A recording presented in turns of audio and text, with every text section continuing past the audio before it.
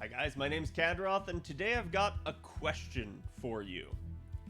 Is FOMO bad for FGO?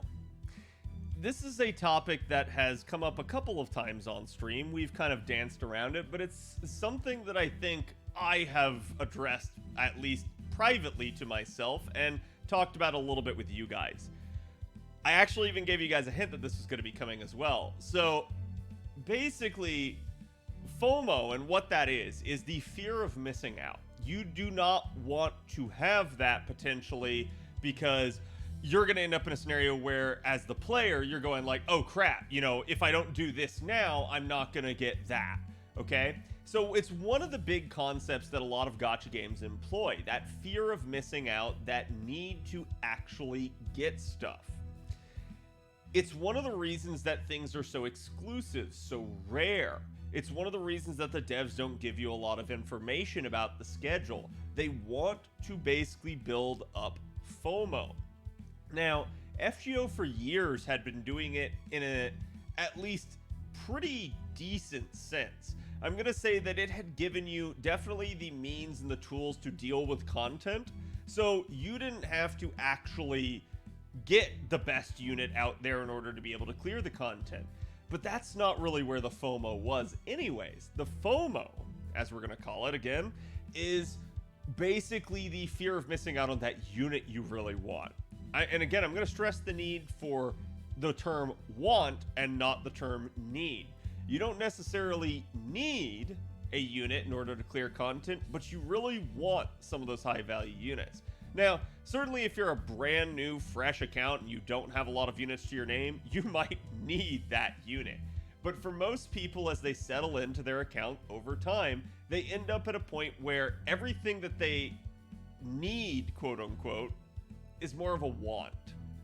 And FGO does that really well. FGO has always done an amazing job with its characterization, with getting you to really like the characters and trying to sell you on a new unit. In fact, I can go back to some of the banners that I actually feel like they didn't do that good of a job with, and it probably did impact their actual gacha revenue for that. So again, units where they hadn't been available in Fate, they hadn't been seen or anything like that before, maybe their design wasn't the best, and then they kind of just spring them on you. We had a couple of those, I'd actually say, probably last year on JP, where they maybe just weren't the most desired character. There were still some really good ones. But as a result, I think they maybe fell a little bit flat. And the reason I'm making this point is because they didn't do a good job of giving you some sort of like integration to understanding and knowing the character ahead of their release.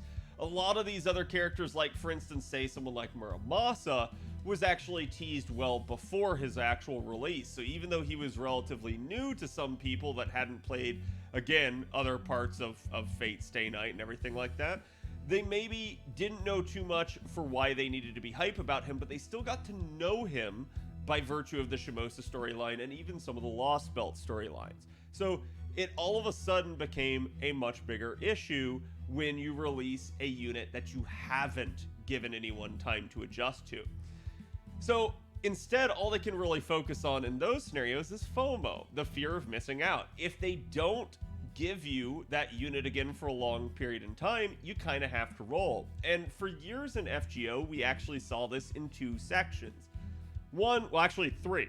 We saw it basically with our welfares, we saw it basically with our summer units, and we saw it basically even with some really limited SSRs. Now, at least for years, we had reruns. And so we ended up having a welfare unit come back the next year. We ended up having a summer unit come back the next year. And so there was always that second chance that you would get in order to be able to do it. So there was still the fear of missing out on rolling for the unit, but you definitely would have another chance next year.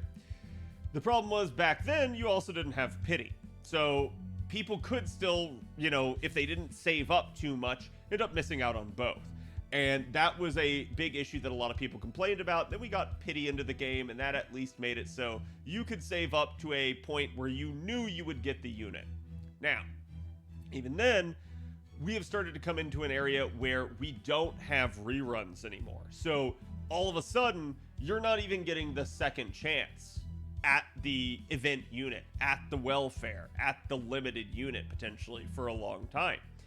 But I've started to see the devs get a little bit smarter with how they're running banners. In fact, now, you know, probably one of the biggest examples of FOMO that we can point to in the past was probably Arjuna Alter being gone for about 3.5 years.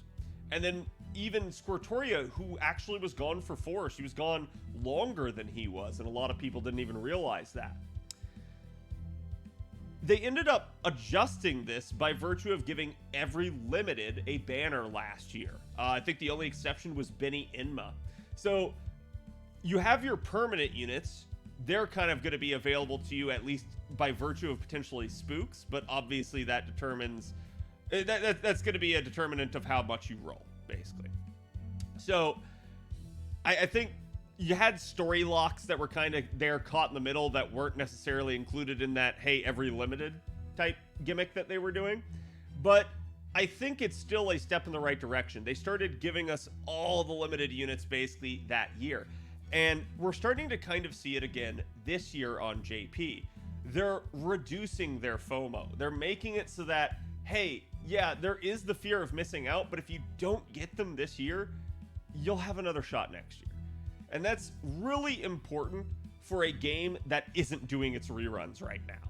So I really love the fact that they've made that adjustment, and I think it helps out so much because it's one of the big things that I've pointed out to chat before is that in the case of an Arjuna Alter, in the case of a Squirtoria, someone could have actually started the game right after their banner, played the game for 3 years, gotten all the way to the end game, gotten their account really leveled up, really invested in, and then maybe got pissed off and quit. And they would have never seen the banner for those units. You should never have a unit go that long without having a banner because it's just going to basically be an opportunity missed for the devs. That is free money they're in fact throwing away. Because they could just put the banner out there and it might bait the person into pulling out their wallet. So not running a unit for that long is a bad thing. And that's why, again, I have that question of, is FOMO actually good for the game? We've started to see them reduce it down to a year, and I think that's good. I think it's one of the better choices that they've made here long term, is that we should have never gotten to a point where we went 3+ years without seeing a unit. Heck, we shouldn't even get to the 2-year mark, in my opinion. I'm okay with something around 1.5 years, maybe even that whole 20-month mark or something, but you're starting to get really high up there where people haven't seen the unit in forever. And I think it's a really important thing because not only does it make the devs more money, but it gives the players more opportunities to roll that unit that they love, to roll that unit that they crave for. Again, we have the permanent SSR ticket coming up this anniversary here on NA, and that's huge not only for the already existing players, but for anyone who starts the game after, because now that SSR ticket is always there for anyone that starts the game. And they can choose to start with a waiver or Tamamo to really help their account, or they can just go after that unit that they really crave if they're available in the actual ticket. But for those that aren't, imagine being that new player and imagine not having the capability to roll the unit that you desire because they just simply don't have a banner. In fact, I've pointed this out with the whole coin scenario that this is a major issue that people have often called the coin system very whaley, and while I don't disagree, I will say that honestly, the system is actually still good even for your free-to-play players in certain ways. But the problem with it is even a whale can't adjust the fact that a unit might not ever get a banner. If they never get a banner, the whale can't roll on them to get more coins to fix their situation. And so I've actually started to see, and I think this is frankly a toxic mentality, but a lot of people pushing for people to roll for NP6. And I don't agree with that in the slightest because I do think eventually they'll fix the coin situation. But that is ultimately the name of the game, and the name of the video here is the FOMO. It's the fear of missing out. They people are promoting that because you don't know when that banner's getting a rerun. You don't know when that unit's coming back, and you don't know when coins are getting fixed. So that is kind of the big issue. And this is why I say, to me, I think having huge bouts of FOMO, things that are really impacting multiple things, not even just the gacha. So like with coins, for instance, we don't know when we're getting fixes to that. And that's an issue. Devs need to do a better job of communicating on that. But again, I think whenever you make something really rare, really unavailable, it naturally increases impulse, and it's just absolutely going to get people to do things that they probably wouldn't otherwise. It's one of the reasons that I think that the NA devs try to restructure the schedule so much on us. They don't really make big sweeping changes, but they make minor adjustments. They pull stuff forward. They try to maybe shuffle an event or something here and there. And the reason they do it is to throw us off. The reason they do it is to increase that impulse nature of how we look at the gacha. They want to keep you guessing. Again, on NA, they really can't, especially not if you're subscribed to my channel. We pretty much know everything that they're doing ahead of time. So all they can do is maybe surprise us by bringing something early. But still, it's definitely something that they try to do because they want you to be guessing. They don't want you to know, because if you know, you can plan, and if you can plan, you can hoard. And if you hoard, you're only going to spend on the things that you want to spend on, not on what they want you to spend on, which is every banner. So it's a big reason for why they do these sorts of things. It's a big reason for why they create that artificial scarcity. Okay?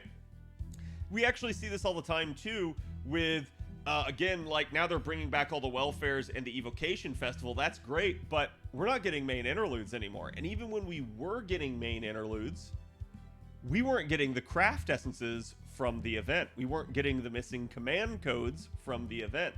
So that is kind of an issue. They have created this FOMO still on another aspect of the game where, okay, maybe you don't miss out on the welfare, but you just miss out on everything else. So again, it's probably a good thing, even if they give you a path forward, a path to work on it. I think that's a better solution, right? What they're doing with the Evocation Festival is a fantastic change because it allows even your veteran and new players alike to both work towards completing their welfares, towards having a nice, stable roster of capable units. And that is not beholden to the gacha. That is not beholden to RNGesus or any sort of luck that you may try to employ. So they're, again, a guaranteeable thing. And that really helps assure that certain accounts will be capable of doing certain things. And I think that's one of the reasons why it's a good thing to give the welfares back, regardless of the fact that they maybe don't want to too much. Again, I think that's one of the reasons why they held off for years. But I think we can look at this and say, hey, if you gave us a path to work towards things like missing craft essences, missing command codes, would actually help out quite a bit. It would actually give us even more in order to do things so that we don't become bored. And I don't really understand why they haven't. Doubly so with the fact that there hasn't been a whole lot of content on JP as of late, but I think that's probably because they're working on Ordeal Call and other things. I think this is ultimately the big concern that a lot of people are going to have, and a lot of the devs are actually thinking about, is that whenever you increase FOMO, whenever you make it harder to get something, like it's definitely going to cause people to spend their money. But whenever you decrease it, like they have been doing here recently, which again, like I said, I think it's a good thing, it probably gets people not to spend as much money. For instance, if you actually manage to get something like Mixa here, do you need the Foreigner as badly? No, probably not. So it maybe reduces the odds of you rolling for a Foreigner. Same thing with, again, something like Brave Liz, where all of a sudden you've got a really strong single target Saber. So again, do you actually then need to whale for a single target Saber? Probably not as much. So it allows you to sort of punt those needs down the road, or wait until you get a unit that you really want to do. So the devs, I think, are ultimately concerned with how do they get you to still spend money? And that's one of the reasons why I think they maybe haven't fixed the coin system. I think they are, whether or not they you know, basically have told us to. They really haven't told anyone to roll for NP6 or anything like that. The players just assume it. But I think the devs know it's a thing, and they take full advantage of it. They basically, you know, just rake in the profits and just keep kind of rolling with it. So I think that's ultimately their concern, is how to keep, you know, people interested in the game, keep them rolling, keep them going. That's why you see them doing so many new things. Again, we are going to have the new feature, the sort of class-wide feature that they've talked about. And we don't know when they're going to implement that either, because they haven't really talked about it. We just know it's sometime in the spring here, but that could be as late as the end of June. So it is what it is. But I think at the end of this, I still can conclusively say that whenever they increase FOMO, it's bad. And whenever they reduce it, it's good. It makes the players more likely to play the game and get all the things they want and be more pleased with the game overall. I think that would be a weird thing, as I would say, if you probably polled the player base here, they maybe wouldn't have as positive of an opinion on the game as they have in prior years, simply just due to where it's headed at this point, because I think people are becoming more pessimistic. And I don't think they need to. I think FGO still has a bright future, but it is ultimately predicated on the devs doing the things that they've promised to do and sort of delivering on that games as a service model that they're supposed to be doing. So as long as they can keep content up, we're good. But if they keep making content get slower and slower, then it's going to become more of an issue over time. So again, let me know what you guys think. Let me know if you would like to see other things kind of get released from FOMO jail, and basically some of the early craft essences and command codes come back so that you guys have another crack at them. I'll be interested to read your comments, and I'll be sure to see you guys for the next video. Have a good one.